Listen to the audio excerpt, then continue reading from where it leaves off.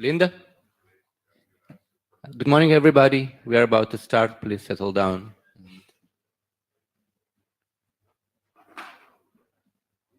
Linda?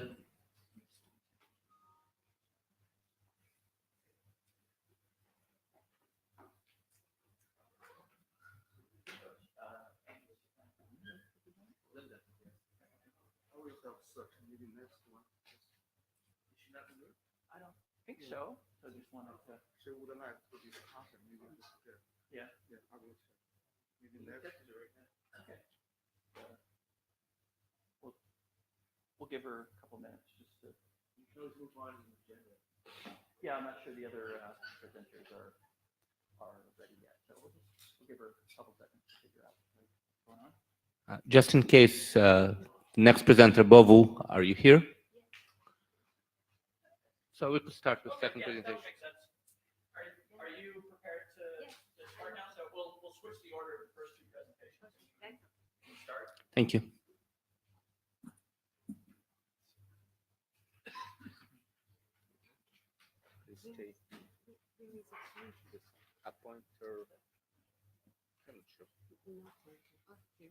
Yeah, this one.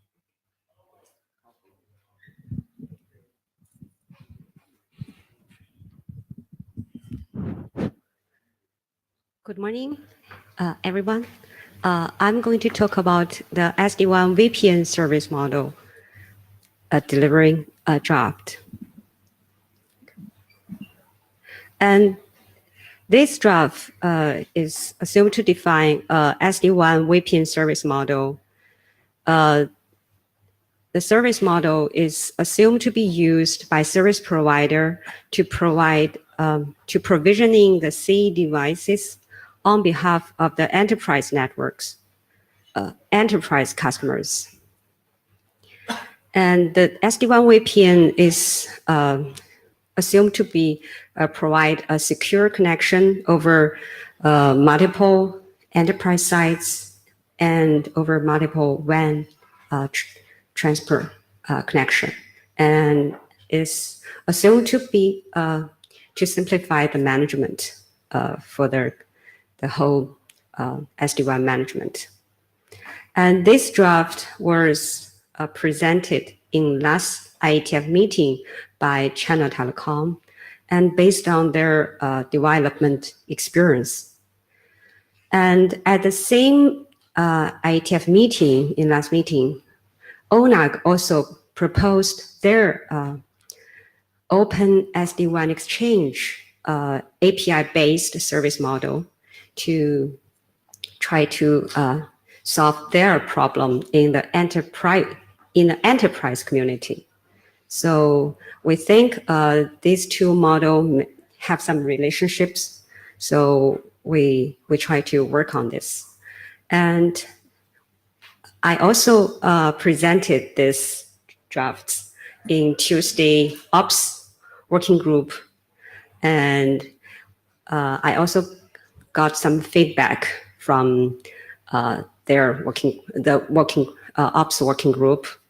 And they feel that SD-WAN is the concept that proposed in ONAG, and ONAG enterprise community, and they are the end users of SD-WAN technology. So our model work should be consistent with the ONAG requirements of SD-WAN. So that's the current status of this, of the background of this SD-WAN service model.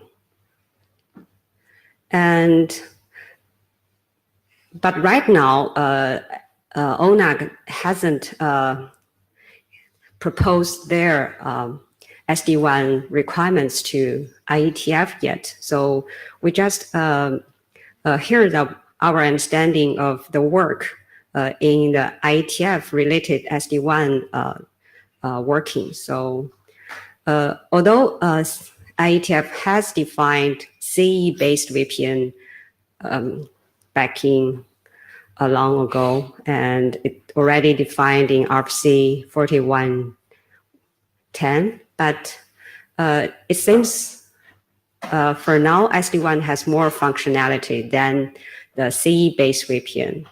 For example, in Spring working group, there is a draft is SR for SD-WAN. In that draft, it is assumed the CE of SD-WAN could be attached to internet or MPLS network. And the CE can also make L3 to L7 classification. And based on the classification, they can steer the flow of different SLA to different paths. And also in the BAS working group, they are working on the CPE-based L3 VPN so the CE can offer the fine granularity of virtual network separation. And also in security working group, Ipsec Maintenance I2NSF, they are working on a new controller-based Ipsec VPN approaches to try to solve like Ipsec VPN applied to a large scale. So our proposal, yes, the goal of our service model, we try to define a general SD-WAN VPN service model that not only based on the original already defined CE-based VPN, but also has other functionality that just mentioned earlier in the BAS and the Spring working group. They are working on the functionality of SD-WAN. So this is an overview of the current service model we are working on. And SD-WAN VPN could have one or more, two or more sites. Oh, this cannot work. So 2 more sites, each site could connect to MPLS or internet. And in one particular, and in this VPN, there could be one or more sub-VPN that's fine granularity or virtual network inside an enterprise. And each sub-VPN has its own topology, addressing, and policy. And these are similar concept like in secure layer 3 VPN. And the CE can do the layer 3 to layer 7 flow classification and to do the multipath steering. So that's also mentioned in the SR for SD-WAN.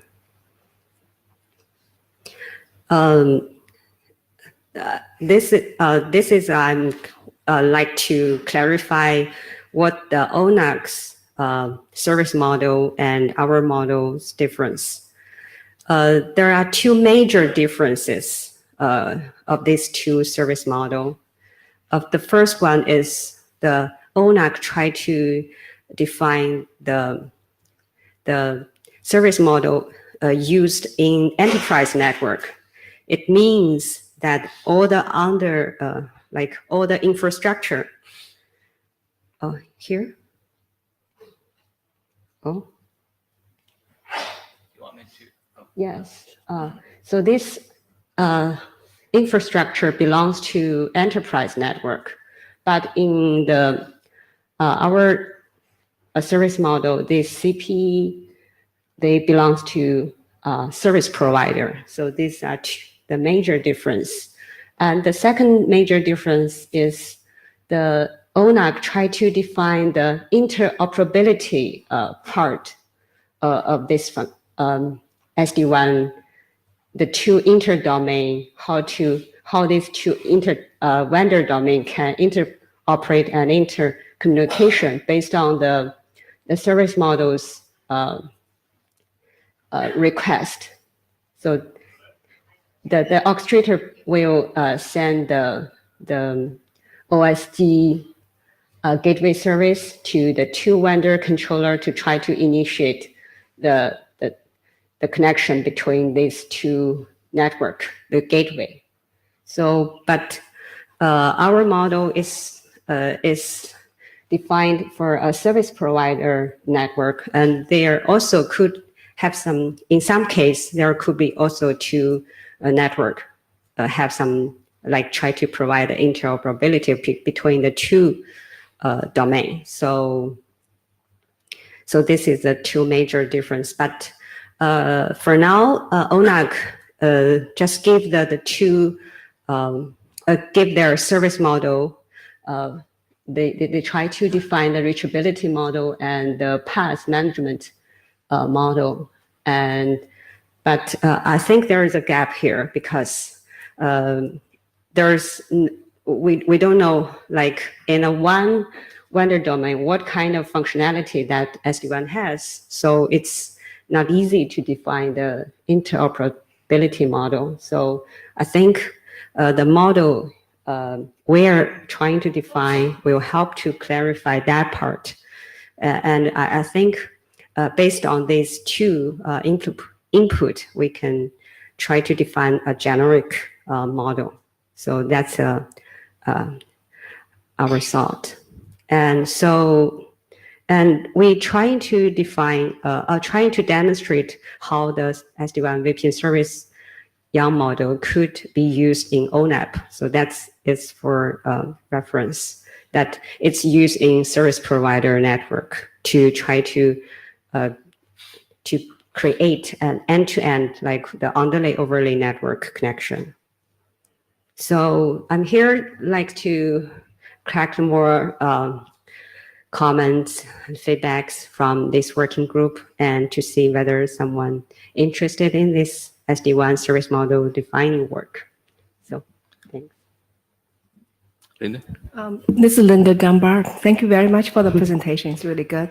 So I invest lots of time in ONUG and ONAC, and I chair one of the working group. So for the SD-WAN part, they basically have abandoned the effort because ONAC, slightly different from IETF, they want to catch the enterprise community's need and desire. And then initially 5 years ago, it was SD-WAN. So they had the SD-WAN interworking group because just like IETF, whenever we do any work, interoperability, it takes very long time. So the patience seems to run out. So now they are all moving to security because for connecting to the cloud, they find out that enterprise today is more about data portability and app portability. And so SD-WAN, it was started as the lower cost, but they find out that they need to reach cloud. So now they kind of swing into security now. So this work in ONUG, they have defined the APIs, right? Yes. So I talked to Steve Wood at last October meeting. He said, yeah, he want to bring this to IETF. I think we should work with them to combine the APIs they define with the data model, so make it align. Linda, Steve presented last IETF. It's actually work we started while I was involved. So there's kind of work started, but eventually they figure out that the YANG foo is close to zero, so they ask for help. So if we could try to align, probably Steve Wood is the only person you could talk to. Okay. There are for YANG related things, but would be good to align because they don't know what to do. Yes, yes, thank you. Would you be able to reach out to Steve Wood? Yes, I will ask Great, Linda to help me to reach Steve. Okay. And so to provide a little more context, I guess, for others in the working group. So this draft is targeted at this point at the ops area working group, right? Ops. In the title, it's yes, the ops area working group. Yes, ops AWG. Yes. And it will probably, that would be the group. I think that you're at this point you want feedback from this group. Yes. Because we're continuing sort of the focus mini sessions on SD-WAN that were started in last time in Montreal, continuing that. And, so Linda's presentation coming up next is also about SD-WAN. And And so anyways, just providing the context that you're Okay. not necessarily trying to adopt this in this working group, Yes. Mhm. but it's related to this focus that we're That the work- initiating. Yes, Yeah. initiated in this working group. Okay, thank you. Linda? So and now our goal as IETF here should be to avoid fragmentation and make sure that models defined at different layers interact with each other. Sorry, I'm a little late, and you start right on time, so unfashionable. Okay, so where's my presentation? Okay, so we present this at IETF 102, and it's mainly about SD-WAN, the problem statement, the motivation, and the gaps. And we had lots of feedbacks for this problem statement and gap analysis. And today I'm going to give some update since last time.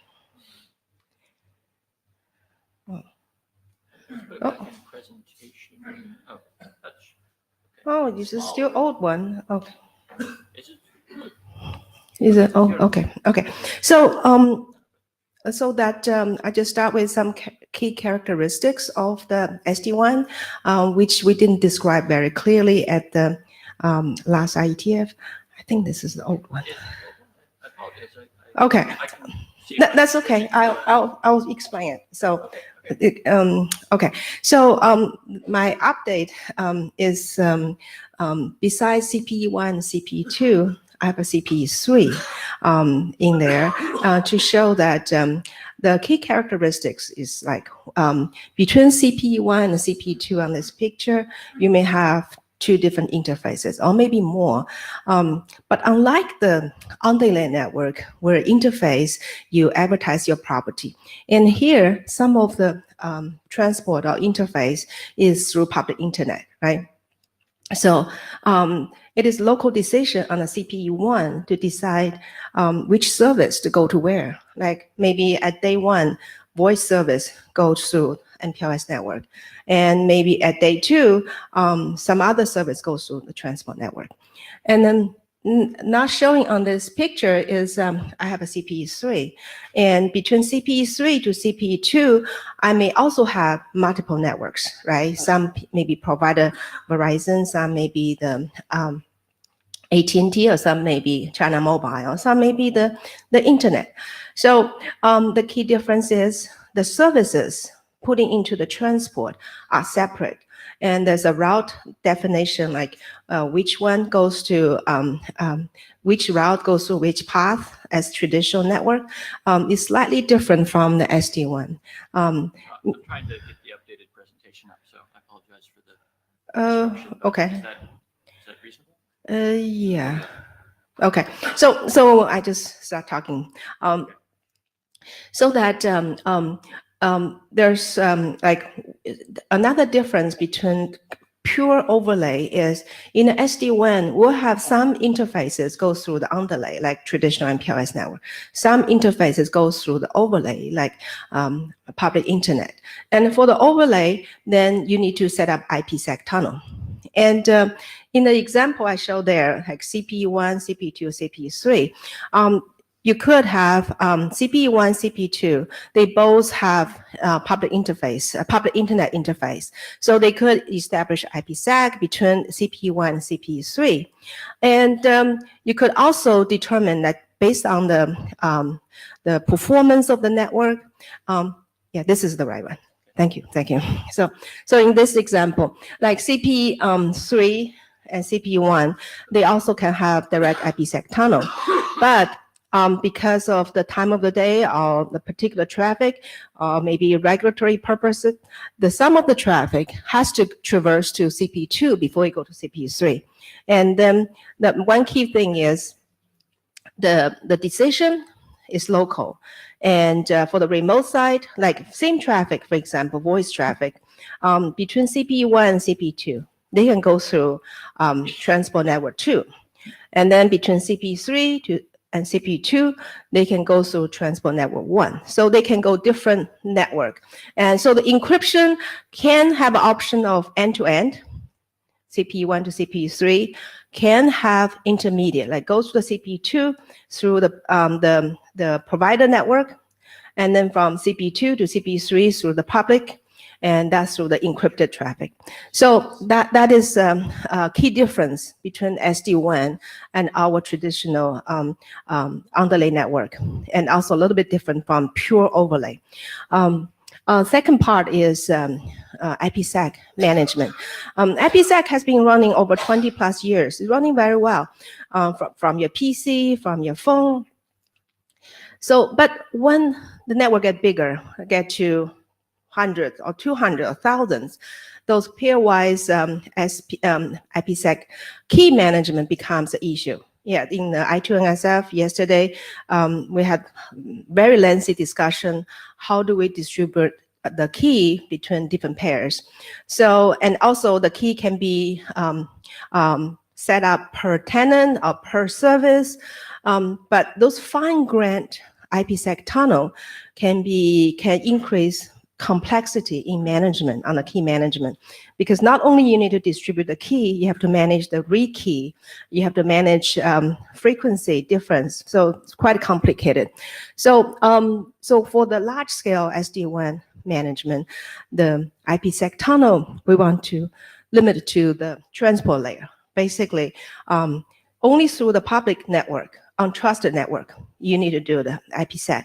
Through the underlay network, you don't. So you could have a traffic between CPU1 and CPU3. One part is encrypted, another part is not. Okay, so this picture was from last IETF102. Just to recap, if people were not there, it's basically on the CPE-based VPN. We can have eVPN between CPEs, and that's through the MPLS network. And the same CPE can also have a path through the public internet. So that means the BGP control for the CPE-based VPN has to be able to control both the MPLS network and another instance to manage the path through the overlay. And there's another case of you have two CPEs, they're interconnected by the public network. You set up IPsec tunnel, it works fine. But then when this CPE get changed from, say, AWS availability zone 1 to 2 or to a different region, suddenly the performance get much, much worse. So with that case, that's one of the draft we have in the Spring Working Group to show how do we steer the traffic to the closest PE so the packet can traverse the provider secured and good quality network as soon as possible. So on the right, we added another figure to show that the tunnel between, not tunnel, the network from particular CPE to another CPE in different region, they have different application attached. And from same tenant, some application can go through one tunnel and another application go to another. So we have to tell them this. So there's some gap analysis. We have this tunnel in cap in IDR. That definitely is a very good solution to hop along to do the route distribution, associate route with tunnels. And with that draft, we find there's still something lacking. Like, for example, the endpoint, when they power on, like CPE being powered on, they need to be able to tell the route reflector all the local properties, just like NHRP is doing, advertising what kind of IPsec property you support, what kind of algorithm you support, what kind of duration, exchange the public key. So that one need to be added to the tunnel in cap. And another one is I call the net property. It's really the private port. So the CPE in the SD-WAN case could have dynamic address. Because it pop up in a shopping mall or at my home. So I need to tell the remote end how to establish tunnel to me. So I call it net property propagation. And this draft, there is a Rosen Best Secure L3 VPN draft. Okay, so that one described that we have a L3 VPN. Suddenly, I put a PE into the remote end, and but that draft assumed the PE in the remote, they call CPE, is pre-configured with IPsec ahead of time manually, and then hand carried to like a hotel room. So everything's pre-configured. They care a lot about how BGP two instances interworking with each other. So that part will also work for us. But in terms of scalability, we need to have a CPE to be able to plug and play. So in SD-WAN industry, the term zero touch provisioning is a must feature, must requirement. Meaning when CPE powered up in a shopping mall, in a hotel room, it has to be able to connect it to their peers automatically without anything. So that gap, that's the specific gap, and also the number of CPEs. Okay, so IETF is protocols, right? Here the draft is mainly talk about the problem statement and gap analysis. And since IETF102, we put together draft for solutions. There will be different aspects of solutions. As we see in the earlier, right? The SD-WAN is really hybrid of overlay, underlay. Some port interface is underlay, some interface overlay. And overlay part need Ipsec Tunnel and need to do the key exchange, need to manage the rekey process. And the underlay, you can utilize existing MPLS network. So for the route advertisement, for the transport network establishment, all those need work. So there, in terms of protocol, besides the first draft, talk about data model, right? That's about service model. On the protocol side, there are already two drafts. One is in the IDR, one's in the BAS. And IDR didn't have meaning in this time, so I want to just give a brief overview of that. It's mainly to stimulate interest, discussion, and see this kind of implementation have any flaws, or stimulate other people to come up with alternative solutions. Because today in SD-WAN industry is pretty much single vendor. And the reason for that is everybody claim there's no industry standards, so they just forget about interoperability. That has created lots of headache, pain for the managed service provider. Managed service provider, not necessarily network service provider, they are like kind of managing underlay, overlay, providing CPE interconnection. When they have a network and they put CPE onto the start in a place, like say I put a CPE here, I can utilize both. The biggest headache is if I want to expand my network, if I want to add another CPE, and it becomes very difficult. So by having a standard protocol will dramatically help the SD-WAN deployment. Also for the network service providers and for IETF, be able to leverage what we have, because people can jump over IETF, start with completely new things. So the solution in the IDR, which I presented in the IDR intro meeting, is about utilizing the route reflector as the anchor point for property advertisement. So in this example, CP1 can advertise his port property, right? My port number 1 is MPLS network. My port number 2 is internet. My port number 3 may be LTE. And here are the IPsec property I support from port number 1. And also my local and public address mapping. And then it is up to the route reflector to determine where to forward that, propagate that advertisement to. So in traditional IPsec, like IKE v2, there's a policy database. So each node is provisioned with who you can talk to, right? What traffic is to be encrypted, what traffic is not to be encrypted. And here in SD-WAN is slightly different because the traffic itself can be one moment need to be encrypted, another moment doesn't. And this policy has to be coming down from the controller. And who they can talk to? They can, the configuration of the policy can be propagated to the CPE. But if the CPE is a low cost, like a $1,000 switch, and managing those policy can be overwhelming, especially you want to do the zero touch provisioning. You power up the CPE, you want the CPE to be able to talk to his peer. They have to leverage the controller. So basically CPE1, for example, advertise his property. Here I am, I'm Linda. I need to talk to my peer.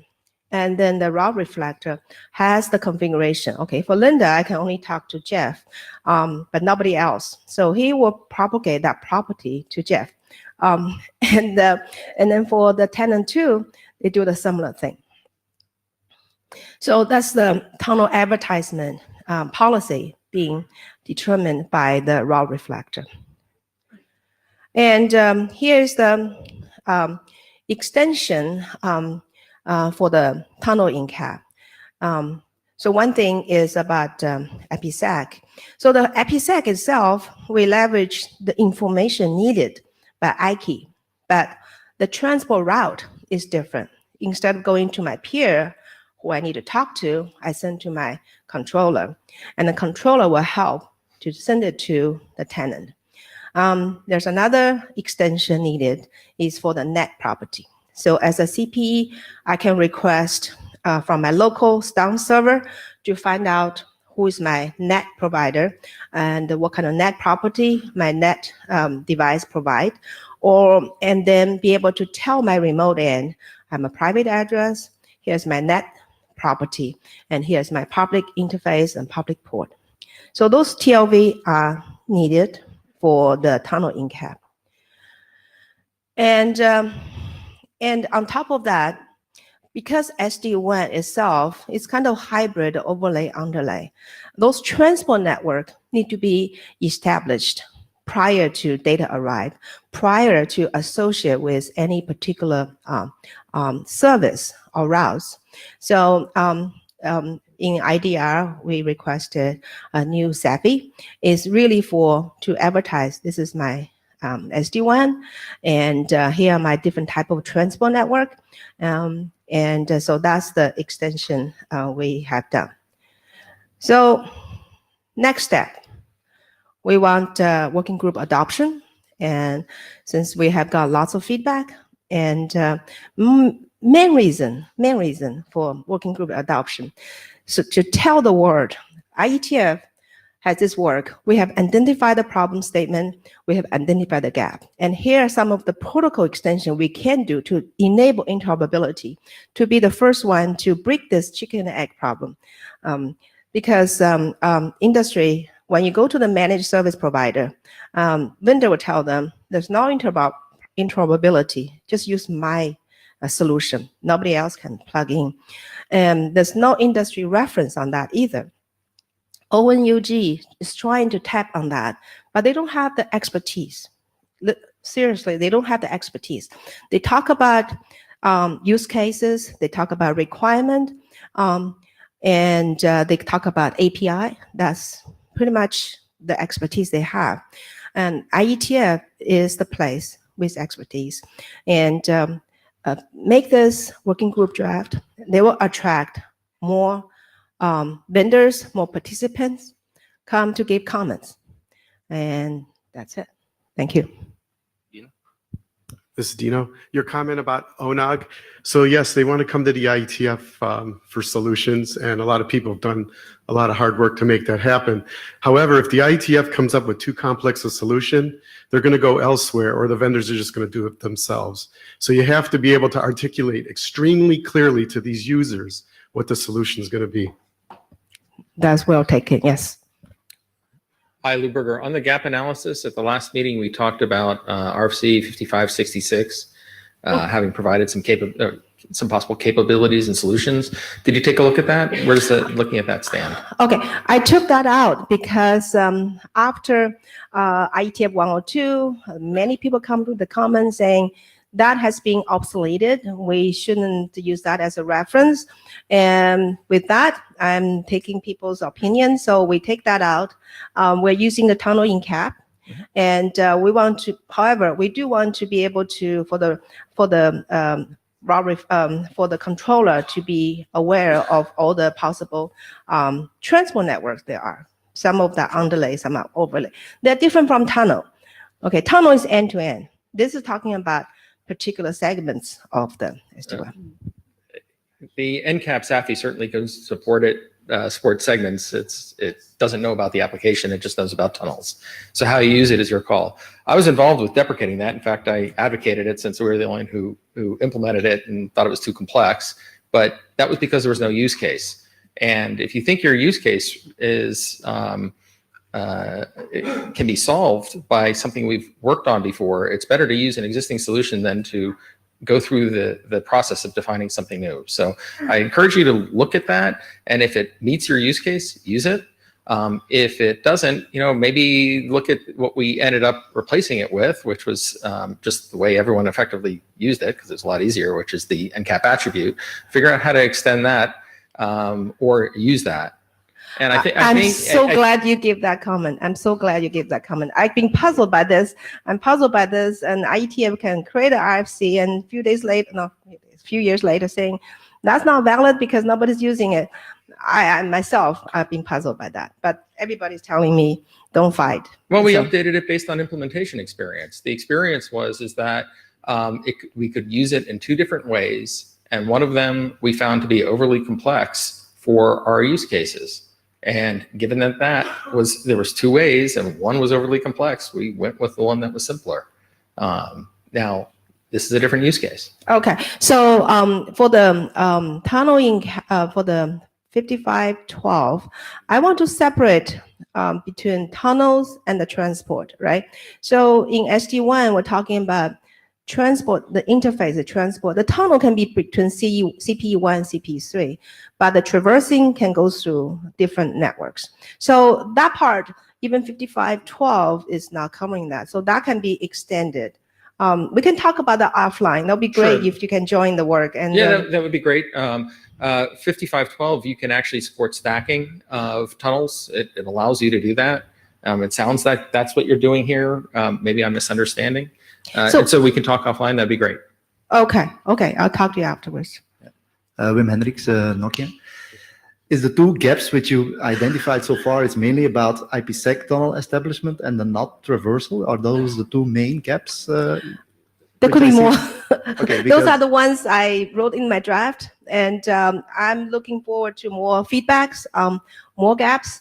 Actually, in the draft itself, I probably didn't describe very well. I had heard some comments that this particular part wasn't described very well. So that's something we, if adopt to the working group draft, and they'll get more feedback on that. Because I as an SD-WAN vendor, so you actually, there is way more gaps than what you actually have identified, which is, I think, I do agree. So for IPsec, there could be some, it would be good to help supporting setting up the full mesh and stuff like that. I think we don't necessarily have to reinvent IKE, in my personal view. I think it's good that BGP could help in making available which endpoints needs to be set up with a full mesh or with a hub and spoke type of topology.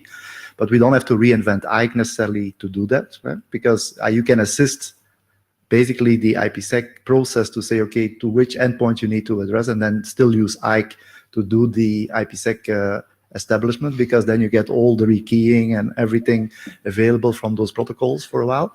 I do believe that for NOT, there could be some extensions which are useful. I'm not sure whether defining a new SAFI is actually the right way forward, but that will be a discussion in IDR. Yeah. But I think where there is definitely another area which potentially we have to focus on, but it will be a very challenging one, which is everything to do with load balancing. Some people use packet-based hashing. Some people use flow-based hashing. They use latency measurements to actually figure out what is going on and how to optimally use the available transports which are available to them. And that's another huge area which is not so easy, I think, to address. Okay, thank you. For the IKE, we had like more than an hour discussion in the I2 and SF working group yesterday. So for the IKE itself, the content we don't change, but how do we set it up? So in I2 and SF, we identify 3 cases.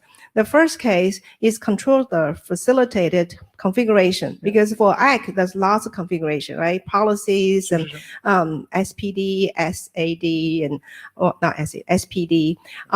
Second is second case, which has a lot of controversial, is actually controller for the CPE, which is low cost, low power CPE. They don't want to deal with communicating with so many peers. So they depend on the controller to help them to do the key propagation. That one created lots of issues. And third case, and Dave is in the room as well. So he proposed the third case is controller facilitated IKE. So controller facilitated IKE means, for me, I don't have to talk to everybody. I just send it to my controller. My controller determine who do I send to. And then we need to establish the key. I think we agree that there is a problem to be solved, right? I think that it's the semantics on how to do it. I think it's where we need to have more discussions probably. Right? Thank you so much. Keyur Patel, Arcus. I just wanted to remind you, basically, you and I had conversation, but was just updating Lou. It is his RFC 5566 that we are updating and ensuring that it goes over tunnel NCAPs. As an author of a tunnel NCAPs, I'm updating both the RFCs. So I just wanted to let you know that work is going on. Happy to work with you and cover this. Okay, that'd be great. Thank you. So that's more reason to make it a working group draft. So we can have different draft in different protocol working groups, right? So RTG working group as the head of everybody else. I've got comment for you. Nevertheless, so I think when you have BGP, when you have a hammer, everything looks like a nail, right? We really need to find right boundaries between management plane interactions versus control plane interactions. You shouldn't be doing everything in BGP just because BGP is there. We have BGP less for that, right? Okay, so that's another issue. Really, for us, we want something simple, right? In our deployment today, we first release was using NHRP, DSVPN. We deployed that for SD-WAN. But we start to find problem when the number of nodes start to increase, more than 100, it start choking, doesn't perform well. And since BGP, everybody here, right, is widely deployed. Everybody has it. Even go to AWS, they don't implement any protocol. They support BGP. So because of widespread, just like IPv4, right? Everybody's saying, don't improve IPv4. We have IPv6. But that's there because it is there. So we just add something, we make it work. Because from any vendor, they want to deploy it as fast as possible, as simply as possible. I was talking about right decision from an architectural perspective, not necessarily, again, just beating up everything with BGP. This is really an example solution, just like IETF process, right? We need to show the problem, the gap, and the example. So if this were to become a working group document, you'd be very open to whatever other suggestions people have about Absolutely, about that? absolutely. Okay. And also the solutions can be in other working group and doesn't have to be here, but here is mainly to identify the problem, gaps, and stimulate other working group to work on, right? Yeah, the manager. Keyur Patel, Arcus again. If you're looking for a solution outside BGP, there was a draft which expired in CARP working group that was a generic draft that allowed two endpoints to exchange keying materials. Maybe you can use that. But you know, they say when you can't fight them, you have to embrace them or join them. Thank you. So yeah, one more question from Just really brief. There's the Lisp cryptograph where you can negotiate keys without a key management system. So look at that draft to do encryption in the data plane. Okay, without key. Okay, like SSL, right? I can reach my. I think it's not okay. We can talk offline on that. Okay, a Lisp. Okay, okay. Actually, Lisp was proposed as another alternative solution. Robert Razuk, he said, "Why don't you use Lisp?" I said, "Well, maybe you should have a draft on Lisp. How to do this?" What? Why didn't you mention it? Oh.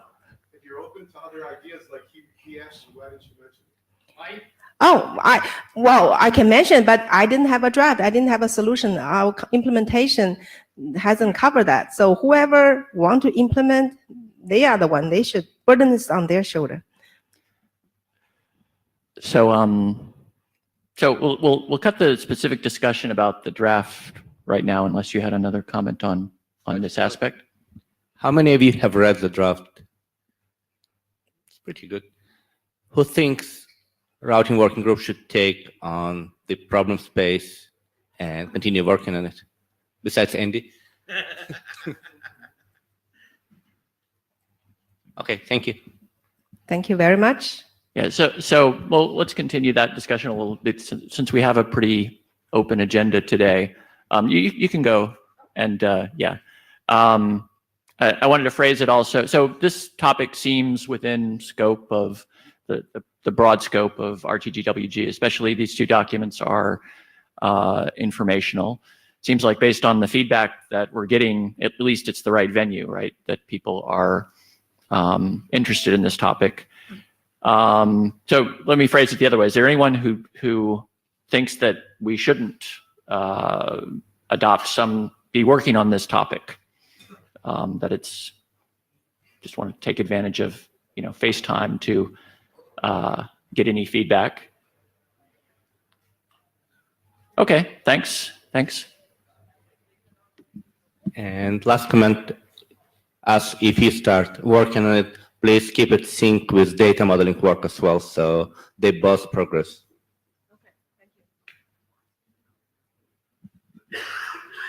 So next up is Donald Eastlake, talking about explicit topology marking in RFC 8377.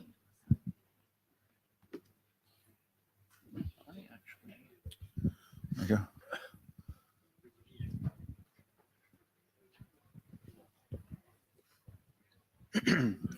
So I'm Donald Eastlake with Huawei Technologies. This should be a pretty quick presentation. Just wanted to make people aware of something which was specified in RFC 8377. So I usually use very simple slides, but I was getting a little tired of all this horizontal text, so we have some angled text in this one. So I assume people understand multi-topology. The idea is to specify really a physical subset of the resources so that links and nodes are marked as to what topologies they can handle. And that implies also that the packets you're trying to route are classified into those topologies. And so a router, when it receives a packet, has to be able to figure out which topology it's in so it can know what to do with it. And this is traditionally determined by some combination of the port on which the packet arrives and various header fields that already exist, like VLAN or some bits from the IP address or a type of service or who knows what. So you might want to be able to explicitly label packets as to what topology they're in.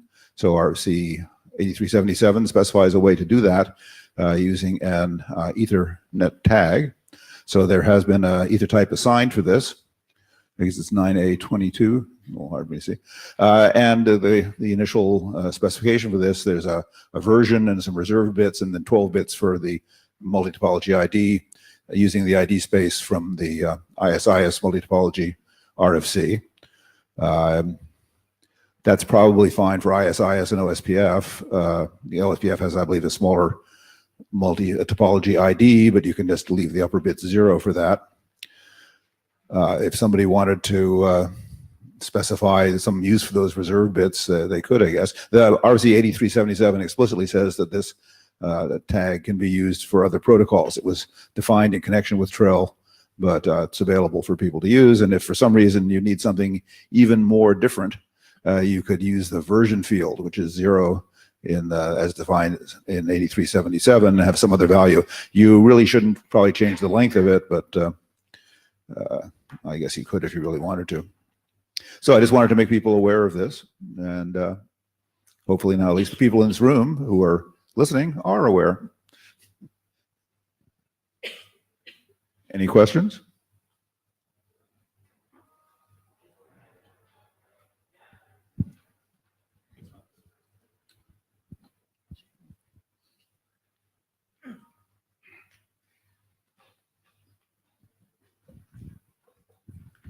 We are trying to download the links rather than.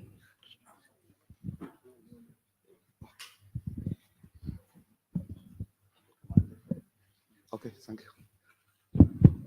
Wait, I think we ended up in the same place. Okay. Okay.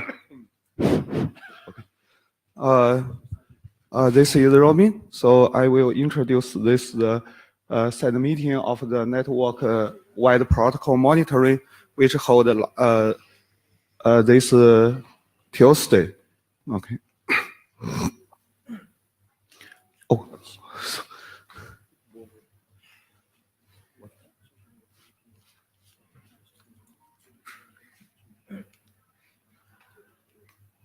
Okay. Everything done. Okay, so here, why we here?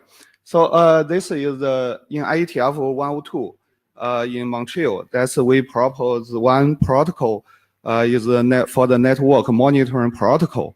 Here we propose the protocol to monitor IGP for network troubleshooting. After the submission of this draft, we receive a lot of comments and have a lot of discussion through the mailing list, and also in the presentation in IETF 102 in group working group and the OPSAWG working group. So based on this, the feedback in after IETF, so we go on to identify the possible use cases and also the do the gap analysis on the existing tools and investigated the existing control plane telemetry tools and methods. After that, we propose this possible framework for the control plane telemetry for network protocol monitoring. This is for the most use cases is for the network troubleshooting and the network planning. We are propose this framework instead of directly propose defining the protocol. So this in order to collect the feedback and have to see if we can reach some agreement or some the consensus. So IETF 103, we organize a set meeting to discuss the problems, use cases, and the requirements, existing tools, and potential solutions. So now that this is for the summary of this set meeting. Okay. This set meeting, we is honored to invite many routine experts and the operation experts, and so that's almost near 20 attendees for the set meeting.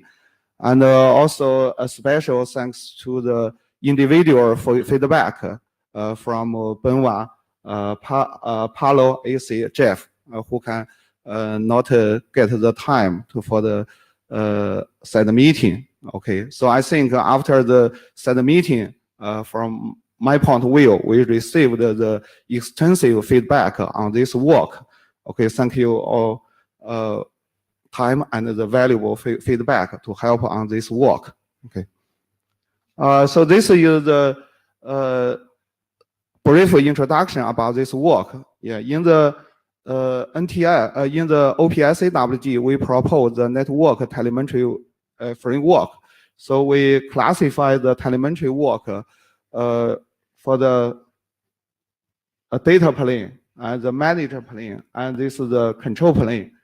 From our point, that's in the past years that the manager plane, a lot of young model is being defined, and the extension of the netconf or the gRPC is being proposed in the industry, has been well accepted.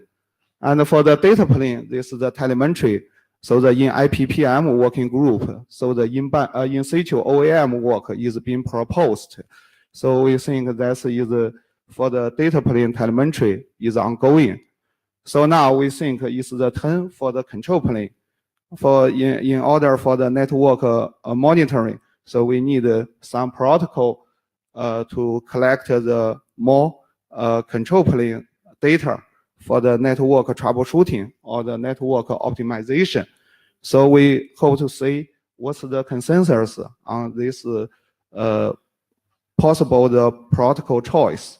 Okay. Okay, so this is the problems. So I think this we are very familiar with our IP network. So this is for the network troubleshooting.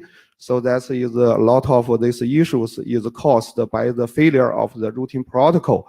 So this is now that is very take a long time for some of these the issues.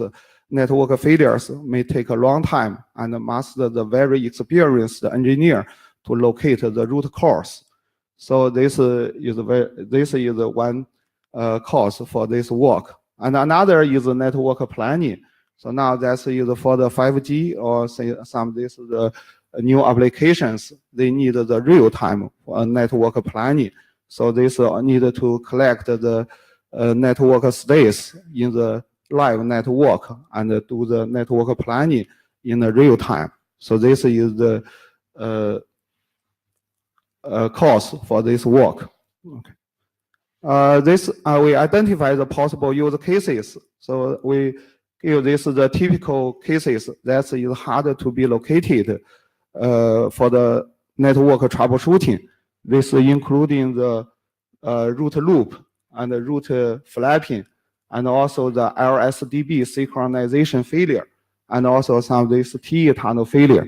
So this is the use cases. They are general the characteristics. So that this is a network wide failure instead of a specific device failure. Because this failure, they must to comparing the data between devices among the in the network instead of directly log one devices to locate the root cause. So this is the typical case for the network troubleshooting.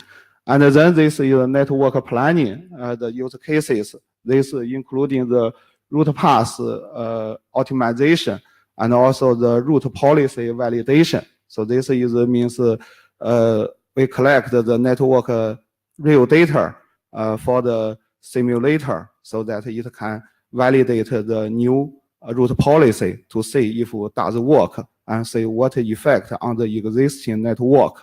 So this is the use cases. Okay. Out of these use cases, we abstract the general requirements. So the first, this is we need a tunnel for the control plane data exports. So this we need a valid way to export the required control plane data, and also the export performance must satisfy the requirement of the collection. So this is the first one. Second one is the adequate the protocol data collection. In fact, there are already some existing tools to collect the protocol data, such as we use some this the netconf or use some gRPC to collect the protocol running status and also the operation data. And also we have the BGP link state to collect the network topology. So this can be used for the protocol, this used as the protocol data.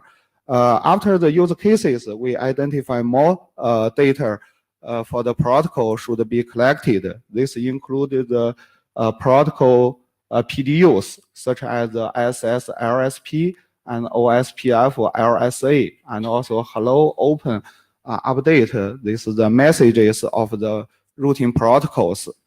And also we need some this network wide the ribs, and then this is the policy, and also this is the correlated record of policy and the root.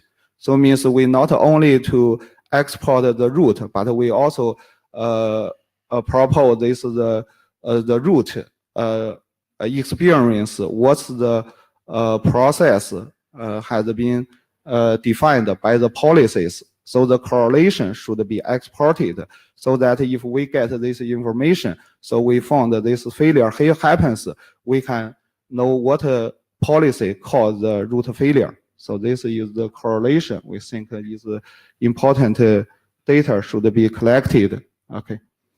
And then this is another is network coverage. So this is means that is need to collect multiple devices for the routing data. So that's you set up a network-wide the protocol data. Yeah. Okay, so this is the summary of the set meeting. So this is the summary is like this one. The use cases identify real problem in the live networks. Yeah, so that's one. The second one, the operators use a variety of existing tools to extract the data they needed. That means especially when the failure happens, they will try all possible the tools to extract the possible data for the network troubleshooting. Yeah, not only the existing tools such as the netconf, CRI, and the BGP link state. Yeah, but maybe the for example, even though the protocol data to be for the protocol data to be exported, they can use some of this the mirror. That means replicate the protocol data and to collect it from the devices to the network analytics. So this is also some of this the tools. So that's thanks for the attendees. So they propose this the more existing tools for help us understanding the existing network. Okay. After that, we get some of this referral consensus. So that is the first one. This is there are missing models, and the models already existing are not complete for the network troubleshooting or the network optimization. This is truly exist. And the second one, they think the streaming telemetry is the potential generic solution for the new data type collection for new application.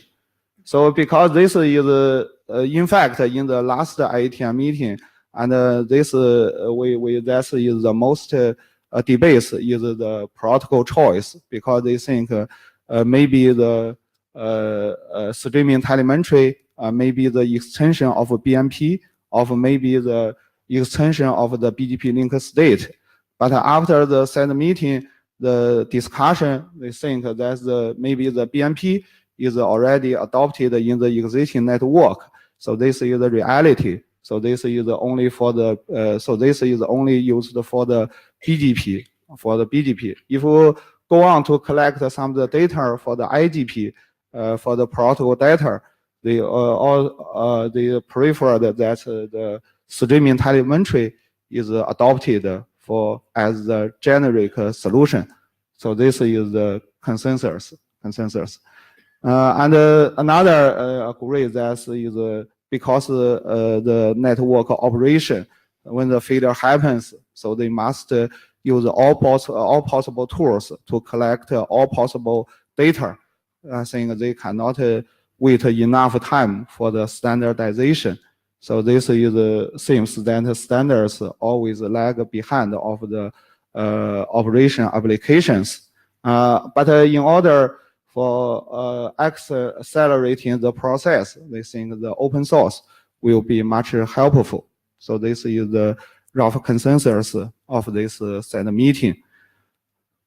So after this the set meeting, so we think that the possible work to do the next, so that is the more use cases identified. That is hard to detect or locate.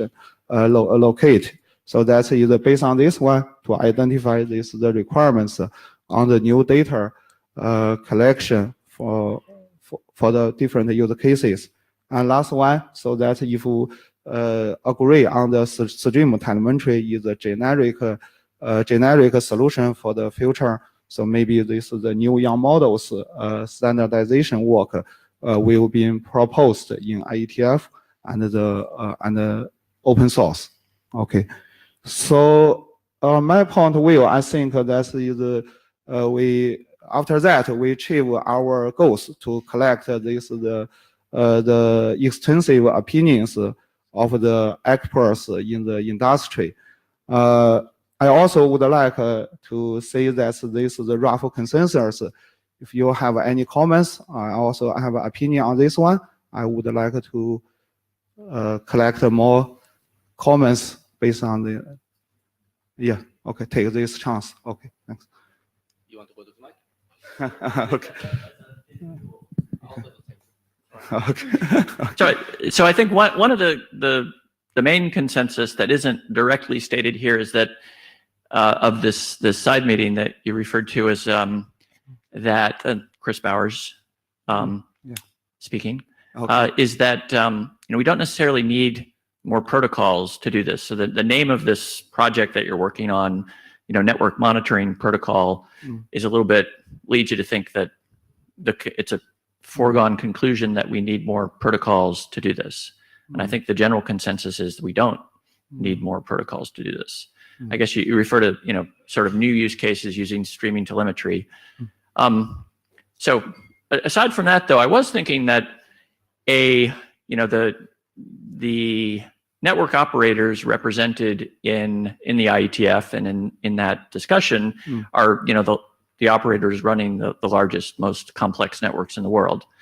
And there's a whole class of other operators that aren't represented at the IETF because they don't have the resources to come here. But it might actually be useful work, and I don't know where that work would be done, to sort of define for your use cases what actual subset of data do you need to troubleshoot them, so that maybe those operators could take that, I don't know if you call it a template or whatever you want to call it, that subset of data, and at least request that their vendors provide that subset of data so they can then either build a tool or buy a tool that does that. Because I think, a mid-sized operator looks at the thousands of pages of Yang models and has no idea what to request support for. And they're just going to be sort of at the mercy of what they get. So that might be sort of useful work to help address these use cases for the mid-size operators, and larger operators would also benefit from that as well. So that's just my feedback. Okay, thank you. Yeah. So just answer abstract. So the fact that there are three things: data transport, has to be asynchronous, binary encodings, gRPC and Yang push is there. Data consumption, so how you model it, and Yang helps us. Data correlation, this is more interesting topic, and there's still kind of wide area of applicability. How do you correlate events? So this is interesting space to work on. There's a lot of stuff out there that you didn't mention. Hopefully Rob will mention some of them. I don't want us to reinvent the wheel. We need to focus on what needs to be solved rather than reiterating what has already been solved. So you mentioned some tools, you did mention some others. I think we need to kind of look wider, what's available in the industry, what OpenConfig is doing, has been done in NetMod, NetConf, and actually BGPs and IGPs working groups where we define data model that also provide operational state. And I'll let Rob. Okay. Rob Shakir, Google. I have some experience in this area, as Jeff just hauled me up to talk about. So we've been working on this for a bunch of time. I think the observation that we don't need another protocol is key here. We've kind of defined some transports, as Jeff said. We've been working on that as gRPC based with a way to be able to have modeled data that doesn't need to be modeled in Yang pushed over it. So that I think that this moving towards a single solution is the right thing. And then there's two bits of work that I think that are worth commenting on. One is what set of data do we need? I think it's an interesting problem to go and say, okay, what are the things that we can export? What's the performance? What's a performant way to get it out of the device? What's the encodings needed? We've done a bunch of work. There are shipping implementations of LSDB streaming, for example, over gRPC, over GNMI specifically. So we've kind of started to solve some of these problem spaces where they're not traditional monitoring data sets. I think you'll find that most large implementations, or implementations that that are widely adopted have some roadmap to getting a decent amount of the operational state that we currently collect already. There's, to me, a problem space around what additional data haven't we identified. I think some of that was what the point you were raising, basically, what instrumentation do we need in an implementation to be able to debug it? I would encourage a conversation with operators rather than a specification to operators, because I would say that the expertise for operating a set of boxes plugged together is probably not mainly in this room. Let's go and talk with folks and figure out what they currently do, how they currently debug things, because this isn't, debugging network problems is kind of bread and butter.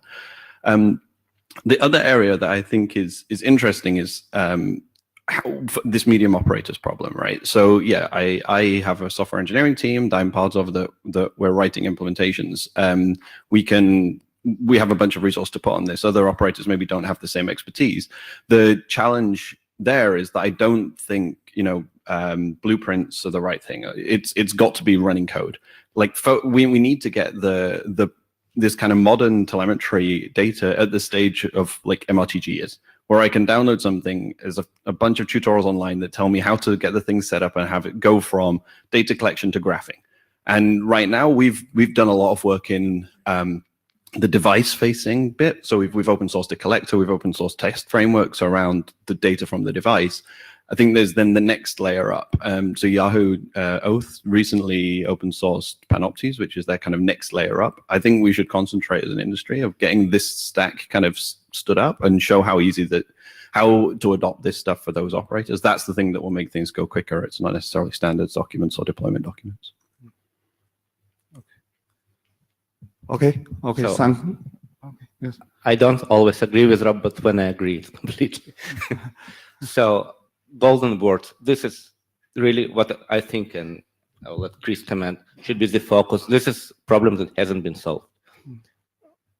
Gathering LSDBs has been solved in a variety of ways. Streaming LSDB stuff is coming on pretty much every implementation. Data model is available in OpenConfig. So it doesn't make sense to reiterate on things that have been solved. Let's focus on things that are not. Okay. Yeah. Okay. Jeff, just for the minutes, did you agree with me or disagree with me? I did agree with you.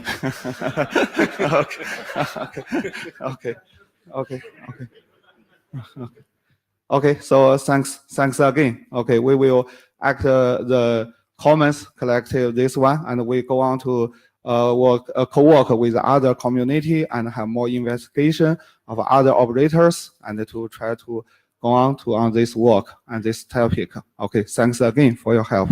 Okay, Robin, so the focus is to work with operators, people who consume this information, to identify missing pieces, not to build a new protocol. Correct? Okay. Yeah, I think the streaming telemetry maybe is the protocol. Yeah, not the new protocol. Yeah. Okay. And actually is a rather good lead-in from Rob to this discussion about using open source tools for network management.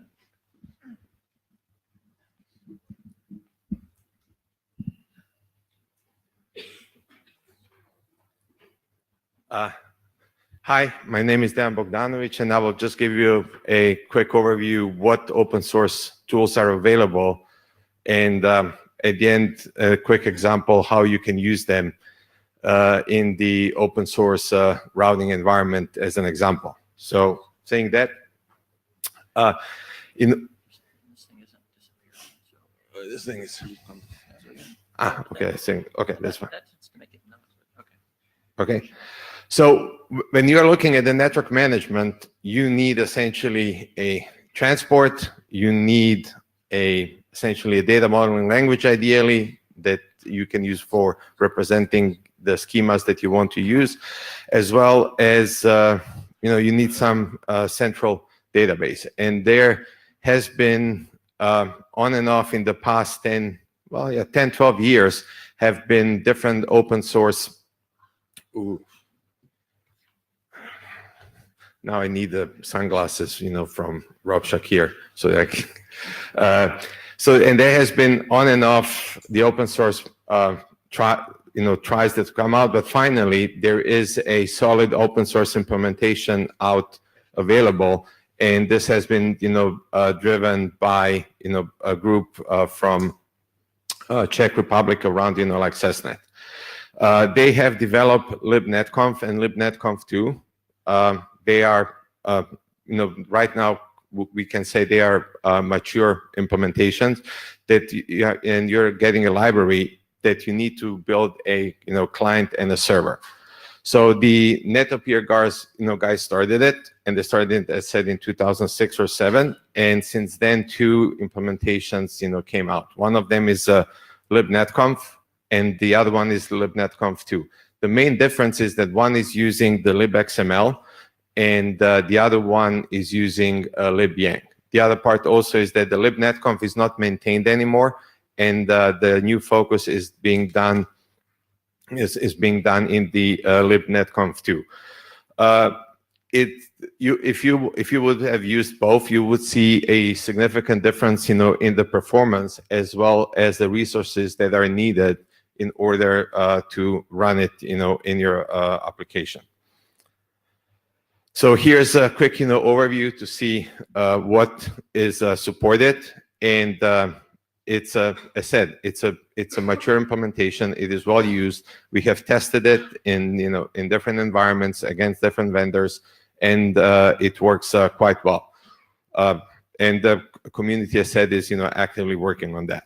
So the next one, what you need is a data modeling language, because you don't want to code directly and represent your essentially schema in the code. So with Yang, you can essentially compile the schema that you need, and you can update it much quicker in order to advance your project. And libyang is a very useful library, especially if you're planning to implement some of the existing models that are available out there, being they're either from the IETF or from other organizations or open source projects. The library is, again, you will see on the next page, is it's well mature, and it allows you to load and validate the Yang schemas and data into your daemon that where you want to use it. It supports Yang and Yin formats, and you can do the XML and JSON representation. As you can see here, as you can see here, most of the RFCs that are well used and that you need today are supported, and the parsing of the schemas is, based on our experience so far, is really well done. And the nice thing is also what I will talk a little bit later in the context of the FRR. You can do some interesting Yang extensions using the libyang. So now you have a transport protocol, you have a data modeling language for representation, and you need a centralized management data store. So can I just add to the previous ones? So, sure. I'm Rob Shakir from Google. You should be tired of my voice by now. So this is useful if you want to output C, right? There's not. We've done some other work in this area just to add to the collective open source in this area. We have a library that does from Yang to Python class bindings, which will do a similar set of functionality here. We also have written a relatively fully featured Yang to Go structs library that's also open source under OpenConfig. It's called YGOT. That library also does Yang to protobuf, which then gives you a bunch of other language bindings that you can get. It doesn't have the same validation, but at least lets you start dealing with the schema. And we've been using these with various other implementations that run libyang. And protobuf to Yang? Yang to proto. And no, not the other way around. No. So we don't take a proto and generate Yang from it, but we'll take a Yang model and generate a set of protobuf messages from it. The FRR folks were using the tool, and you will see that mentioned a little bit later. So would you please send the list you've mentioned, list of tools you've mentioned to the list? Sure. Thank you. Damn it. So this is, so once you have the the transport to communicate to your application as well. You have the language to represent the application. You need a centralized management data store. And this is one area where many vendors, they have their internal management daemons that are, connecting the internal daemons to the external world. And this is where you can use Sis Repo. Sis Repo is again, mature, and we have the representative in-house here for the Sis Repo. It's an open source one. There is an open binary to be used that I will be mentioning later. But with the Sis Repo, you're getting the full YANG support that you need. And essentially, you have the ability to store and retrieve your YANG model data from all your different daemons that are using it, and you can use it essentially as a centralized configuration store. It just provides you the regular management features that many people take for granted, but you don't have to do a lot of implementation. You can take it and be pretty quick to a startup, where you can have the startup running and the candidate data store support. I was trying to find out the plans on the NMDA implementation.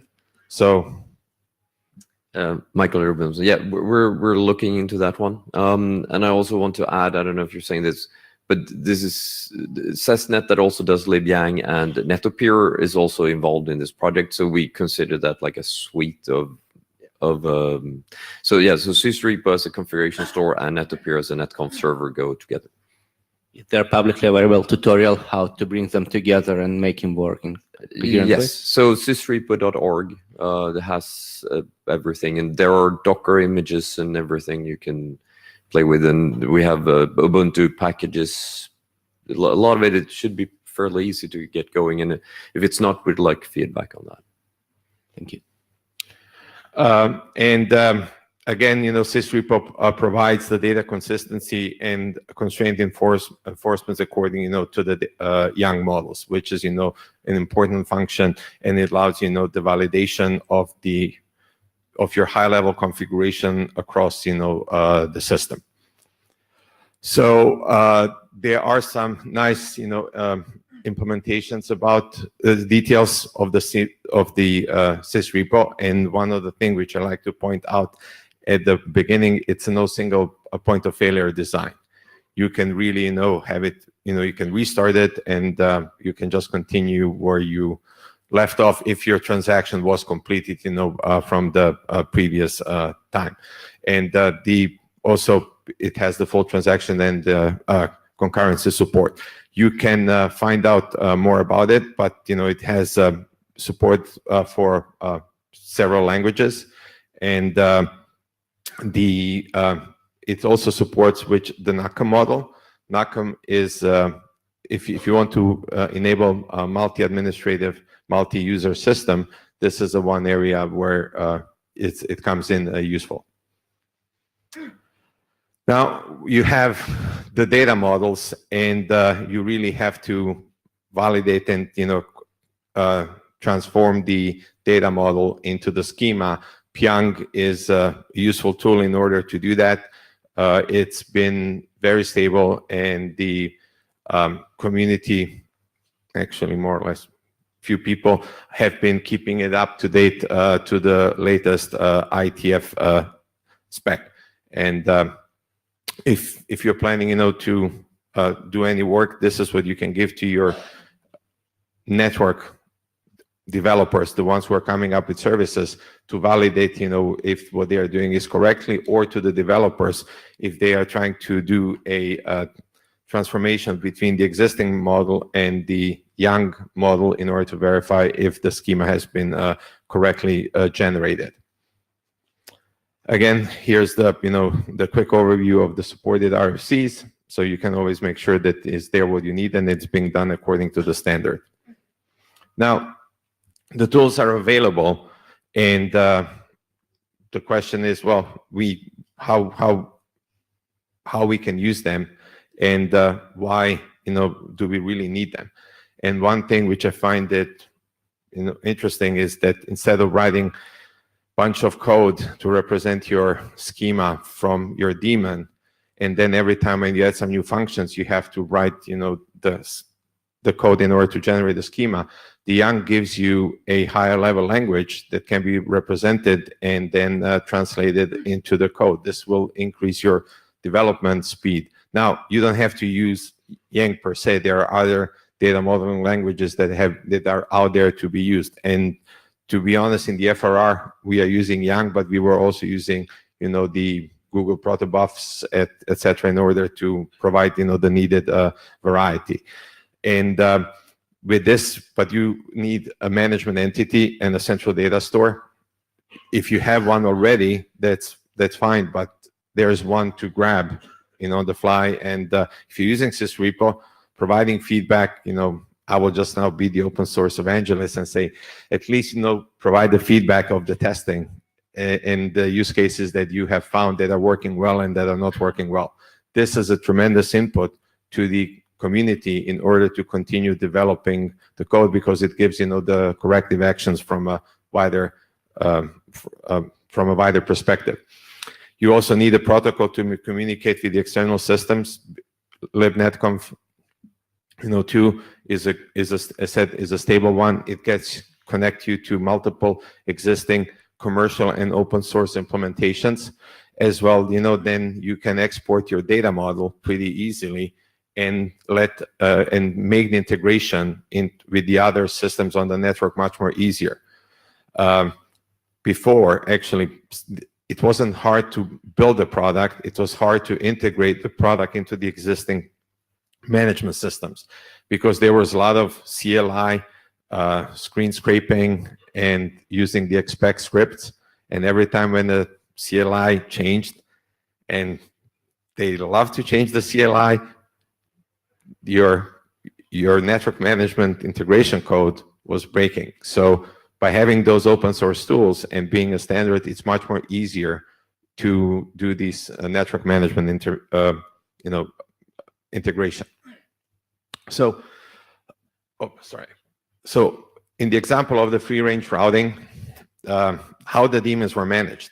Before, there was a CLI VTY shell, which was a centralized interface into the daemons that were part of the FRR. So you would have a central place, but you were communicating from there to each daemon independently. And each daemon had its own schema that was essentially hard-coded into it.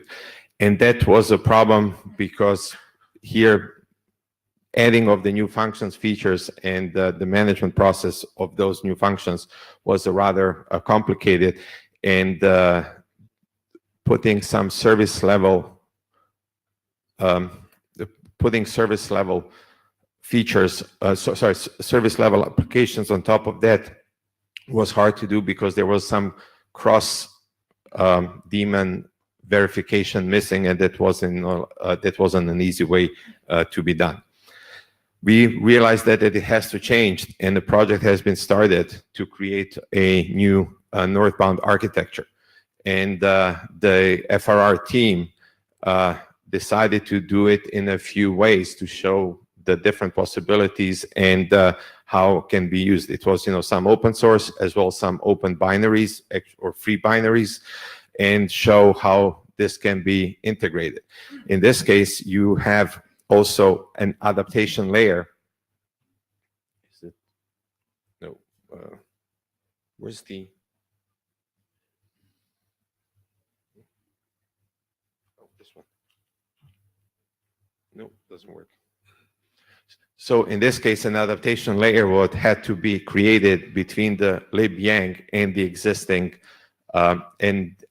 existing management layer, because that was needed in order to be able. That's an in-between step, but some of that adaptation layers that if you're starting from scratch, you don't have to worry about the adaptation layer. But if you have an existing system, you might have to look into it and see how can you create that essentially translation from your existing schema into the Yang schema and then export it. You need then a communication mechanism, and this is what was done through the IPCs, that each of the daemons will communicate to the centralized management daemon. And the FRR community decided to leave the CLI VTY shell in place for the backwards compatibility reasons. But the idea there is to show also how you can use a new management daemon like Sis Repo and essentially connect it into into that. And for that, the Google proto buffers were used in order to connect, and the Google proto buffer interface was created for each. Well, I'm not sure if for every interface is already created, but there are bindings in place and available in order to do that. The communication through the internal systems between your management and the daemons in place now, you have to use a transfer protocol to communicate from the internal, essentially to communicate from the internal daemons to the external world through that. And this is, for example, in the Sis Repo, you would use something like libnetconf, and in the daemons, you would use something like libyang. And in the next slide, you are seeing essentially the internal view of an internal daemon and how the implementation was done. So the idea there is that you will have a young module for the daemon that provides you certain functionality, and those functionalities are being described in the model, and you are then using some kind of another, in this case, IPC mechanism in order to communicate to the management daemon. Now, if you want to add some new functionalities, the update of a data model is much more simpler, because you get the code automatically generated and is being then updated and is being tied into the new functionalities that are being done.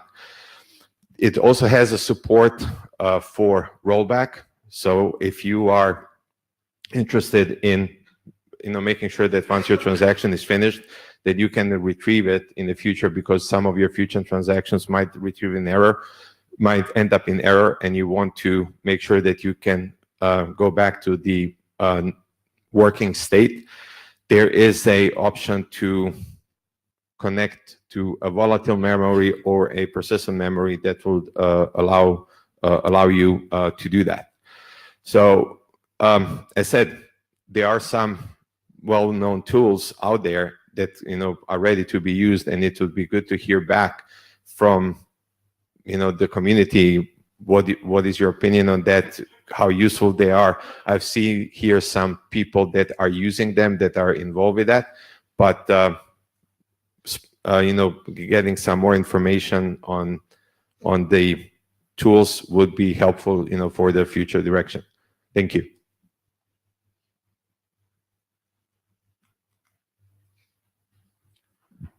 David Dai from Five Home. Just a simple question. Who will maintain the open source library?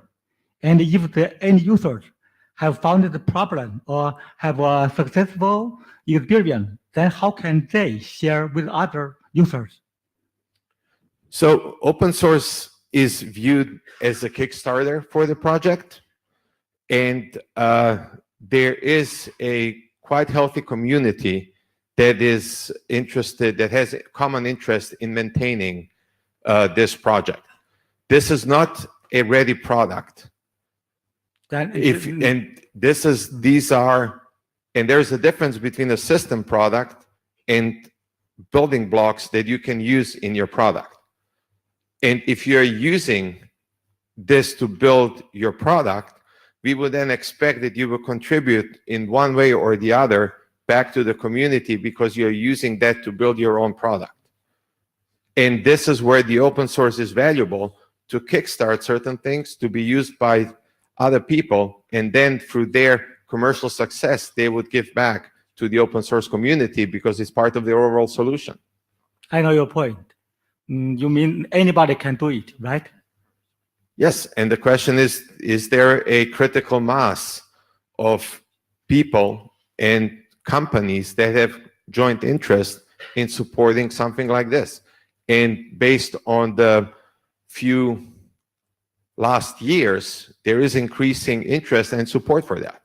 So this is just to raise the awareness, seeing how it's been done and how has the system been built. Is it a system for production deployment? No, it's an example. But can I use those libraries to build a production-ready system? Yes, I can. Okay, got it. Thank you. Luberger, one thing that Dan didn't say is that for most of what was talked about here is they're up on GitHub. Anyone can go fork the repo. All the projects take pull requests. I'm a maintainer on FRR. We take pull requests from anyone all the time. When FRR was doing this particular work, found a bunch of problems with libyang, and the person doing the work sent pull requests, and those folks accepted it. So it's sort of the normal today's open source process is being followed, and everything that's been talked about here. Michael Abrams here. Yeah, so I work at Deutsche Telekom. So we use this for managing both services and the home gateway, for instance, that I'm responsible for. There are other vendors that are using this in shipping products, as far as I've been told, because they needed it to make their device manageable using Netcom. So they took this and implemented all their management needs in it, and are now, but they are doing their own support for it, and it's not as much difference from Cisco or anyone else. Taking a bunch of tools and putting it in their product, and then they sell support towards the end customer. There are part of people involved in development this that are consultants that I can direct you to them, and if you want to get new features implemented and so on, they can help you with that. So yeah, I do think we're developing a healthy community around all these different projects that are tied together and creating something that is useful as a whole. So I want to sort of maybe clarify something both for myself and for others, or get you to clarify it. The first part of your presentation talked about using open source as sort of to do network management, say, as a network operator. This is more how you used open source in FRR, the internals of a router, basically. Okay, so just there's a distinction there that, probably the. Right. So at the beginning, I said I will give you overview of the open source tools that you can use in building a system, and then that's used FRR as an example how to use them, because I could have just left it, here's the overview of them, fine. But this gives you an additional way how they were used in an open source implementation, and you can go in there and take a look by yourself how it was exactly implemented. Right. But I just want to make the distinction that, like, many users of these open source tools wouldn't be, say, building their own FRR or extending that. They would be using them to connect, to monitor a network and configure a network. Yes, correct. Okay. Yeah. So we are, for instance, in the process of packaging up the plugins that you use with Sis Repo to implement the IETF interfaces and IETF IP and IETF systems model. So we use those standardized models. It talks to the kernel, it talks to the OpenWRT configuration subsystem, and now you can configure this OpenWRT box.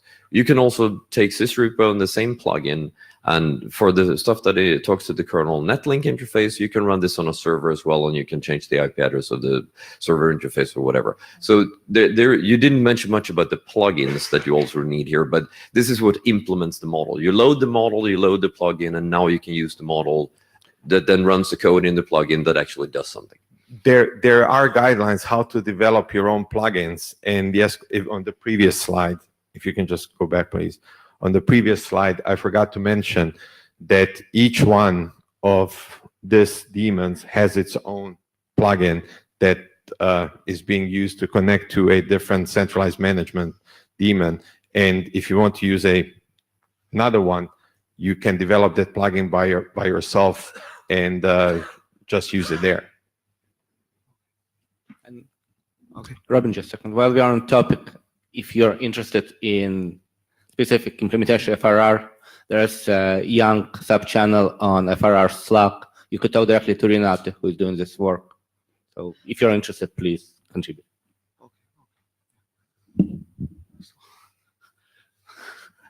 Okay. In fact, Robin from Huawei, in fact, I have seen this is very useful for us. Yeah, but because I have one thing I want to clarify, because I didn't maybe experience this one, because my point, I know that the Open Daylight and the Honors and also the Open Config, they also have some of these young tools. So here, the mention these tools because they can, because you introduce these tools because it can satisfy the requirement to do some of this the work plug in the devices because of this, but because because I think other open source they can also support the young work, but you introduce these tools. I mean because of this open source tools can used for this purpose to implement plug-in in the devices, but other tools cannot achieve this purpose. My understanding is right or not? You mentioned Open Daylight. Yeah. And Open Daylight is a controller, and in this case, it's a different layer. Yeah. These are your tools that your application can control to the controller and be able to export the description of the functionalities that you want your controller to control in that device. Okay. So if you're writing some new application and you want that application to be managed by a controller like Open Daylight, in that case, these are the tools that make it easier for you in order to get integrated into such a system. Okay.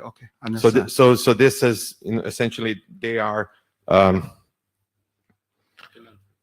different layers. Okay. No, they are complementary. Okay. Thank you. Yeah. Thank you. Understand. Yeah, Michael Abramson. This makes the device manageable. It does not manage the device. Correct. So that's the distinction. And this is all created in C, but you can create the plugins in a lot of different languages. And it's made to be fairly small footprint because we're running it on home gateways. That was one of the use cases initially. And it has a very permissive license. So it's not GPL, but Apache version 2. Rob Shakir, Google. I guess we've been looking more at we have implementations of the tooling that I talked about earlier that are both for on-device or on data source, but also for the tooling, like the management system. So I think last year at ONS, we gave a couple of presentations, a variety of open config presentations that either myself or Anish Sheikh have given, talking about building a management stack. There's examples in our tooling of building BGP model and data instances, validating them, applying them to a device. So I think we have a few different projects that tackle the other side that Chris was talking to. Rob, if you could make them available to the... I just sent a link farm email to the list. I will add to it. That's great. Thank you. Thank you. Michael, would it be fair to ask you to prepare more detailed presentation for the next IETF about what you've been doing? Sure. I think this one had a lot in it already, but okay, so we'll take it to the list and see what people want to hear. Sure. Thank you. Lou?